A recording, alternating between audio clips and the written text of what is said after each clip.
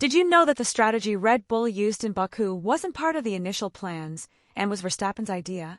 What seemed like a risky mistake ended up being the key to returning him to the podium at one of the most unpredictable circuits on the calendar. Before we continue, tell me in the comments, do you think Verstappen still has a real chance of fighting for the title this year? What really happened behind the scenes at Red Bull that made the masterstroke in Baku completely change their season? Stay until the end, and don't forget to subscribe to the channel. In this video, we'll break down how Red Bull transformed a start full of doubts into a strategic victory at Baku 2025, returning Max Verstappen to where he belongs, the top of the podium. The initial context of this 2025 Azerbaijan Grand Prix couldn't have been more complex for Red Bull. The team was entering a season marked by uncertainty, and many in the paddock were wondering if the golden age of Verstappen and Red Bull was coming to an end. Previous results didn't convey the same sense of authority, and each weekend became a mystery as to whether they would have the pace to fight for the top spots. Baku, moreover, wasn't exactly the most comfortable setting for seeking redemption. The Azerbaijani street circuit is famous for its unpredictability, with long straights where top speed decides positions, but also with narrow sections where any mistake can be costly. Amid this tension, Max Verstappen carried the responsibility of putting his team back on top.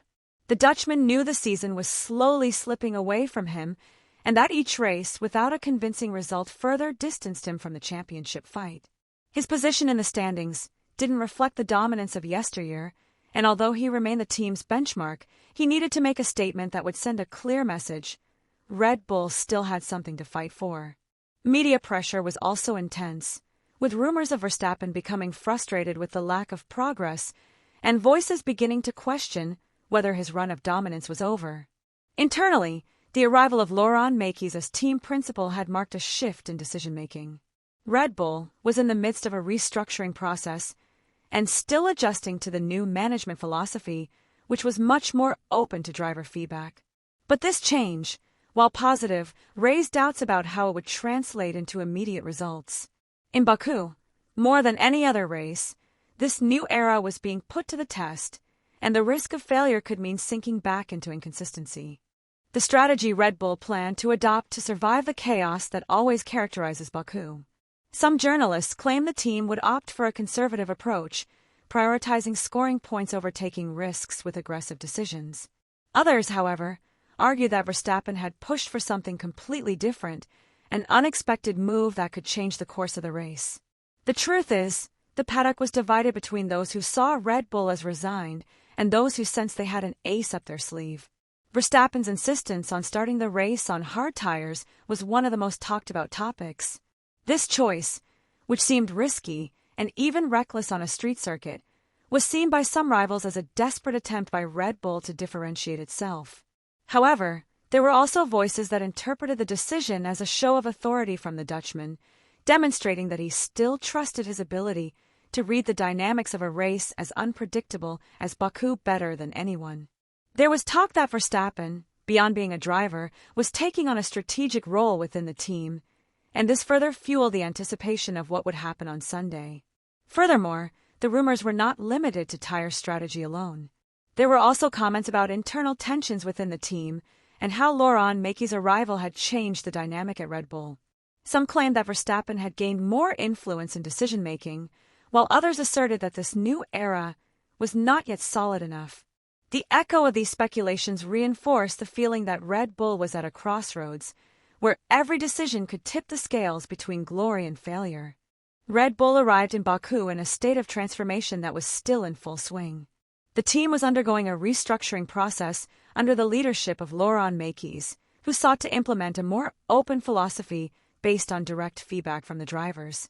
In this context, Max Verstappen made it clear that he was not only the leader on the track, but also the most influential voice in the garage. The team understood that if they wanted to compete for victories again, they would have to rely on the trust and experience of their star driver. This new dynamic made Verstappen the true linchpin of strategic decisions. Verstappen's position was firm. The Dutchman knew that the 2025 season was not going to be easy, but he was also aware that his ability to adapt could make the difference. His insistence on starting the race on hard tires reflected the confidence with which he faced the challenge. It wasn't just a technical challenge, but a clear message to the rest of the grid. Red Bull still had the courage to take calculated risks, and he was willing to shoulder the responsibility of executing that strategy. Verstappen didn't want to rely solely on what the team decided from the pit lane. He wanted to be the tactical protagonist from the outset. The RB21, although limited on certain tracks, had shown a significant leap forward since the updates introduced at Monza. In Baku, this evolution was evident in qualifying, where Verstappen achieved a resounding pole position against direct rivals. This pole position gave Red Bull a margin of maneuver they hadn't had in several previous races and reinforced the feeling that the technical decisions were finally aligned with the driver's demands. From within the team, the perception also changed. Red Bull, which until recently had seemed on the defensive, began to show more conviction. Mekies publicly supported Verstappen's decisions, admitting that he had been the one who pushed for the tire strategy. This transparency not only strengthened the image of unity between driver and team, but also projected confidence to the outside world. The message was clear. Red Bull was willing to take risks because it trusted its champion's understanding of the race. Verstappen's role was transformed from being merely the executor to becoming the architect of the strategy. Had the scenario played out differently and Verstappen's gamble not worked, the consequences would have been devastating for Red Bull. Starting on hard tires at a circuit as unpredictable as Baku meant being exposed to an early safety car that would have completely ruined the strategy. In that case, Verstappen would have lost key positions, and the team would not only have wasted a golden opportunity, but would have reinforced the perception of weakness that had dogged it since the start of the season. A mistake of that magnitude could have widened the gap with the championship leaders even further. On the other hand, had Verstappen failed in his attempt to impose a different strategy, a dangerous internal debate would have ensued. External criticism would have pointed out that Red Bull had ceded too much decision-making power to the driver, and tensions within the team could have arisen between the engineers and Verstappen himself. Such internal rifts, at a time when the team was already undergoing a reconstruction phase, would have meant a massive setback for the project. It wasn't just about a race, but about maintaining the stability of a team that needed to demonstrate unity amidst the storm. Moreover, in such a tight championship, a strategic error in Baku would have had direct repercussions on the title fight. Instead, the success of a strategy turned what could have been a debacle into a demonstration of strength. Verstappen's victory in Baku not only restored the team's confidence, but also altered the championship landscape. Now, with a 69-point lead and 7 races remaining, the possibility of a comeback became a real talking point. While the odds remained slim, the perception shifted. Red Bull went from being seen as a team in free fall to once again being considered a dangerous contender.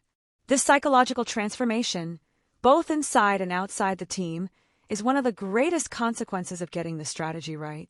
After the victory in Baku, the team has regained confidence, but knows that this result doesn't guarantee consistent dominance for the remainder of the season. Laurent Mekies has made it clear that the priorities are divided. On the one hand, extracting every last tenth of a second from the RB21 in the 7 remaining races. On the other, allocating a significant portion of resources to the 2026 project, where the new technical regulations will mark a profound change in Formula One. This duality forces the team to be selective and strategic, understanding that not all circuits will favor its current car. The immediate focus for Red Bull is to capitalize on venues that play to the RB21's strengths. Circuits like Mexico, Las Vegas, and Abu Dhabi, with long straights and low downforce zones, could offer a window of opportunity similar to that of Baku. There, the stability gained with the latest updates and Verstappen's ability to manage tires at high speeds could make the difference. However, on more technical tracks like Singapore, where the aerodynamic demands are greater, the situation can become more complicated and expose the car's remaining weaknesses in medium and low-speed corners. The Dutchman, aware that the gap to Piastri is still wide, has insisted that he will take it race by race, without obsessing over the championship.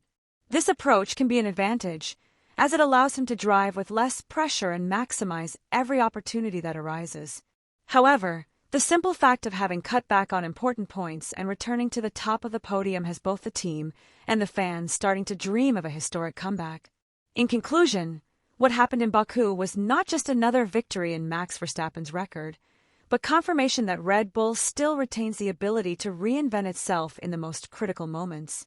What seemed like a year doomed to inconsistency found a turning point in Azerbaijan, restoring confidence to the driver, the team, and the entire structure, which had been damaged by months of internal turmoil.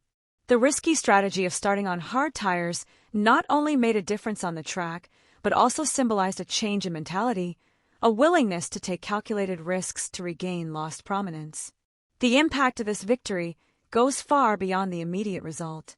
It means that Verstappen is back in the championship conversation, that Red Bull is regaining prestige over its direct rivals, and that the 2025 championship takes on a new level of excitement.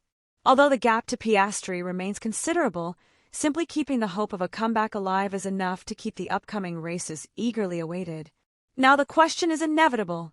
Will this victory be the start of a historic comeback, or just a flash in the pan in a season full of ups and downs? The truth is that Red Bull and Verstappen have shown that they still have the talent, courage, and technical ability to challenge anyone. Let me know your opinion in the comments.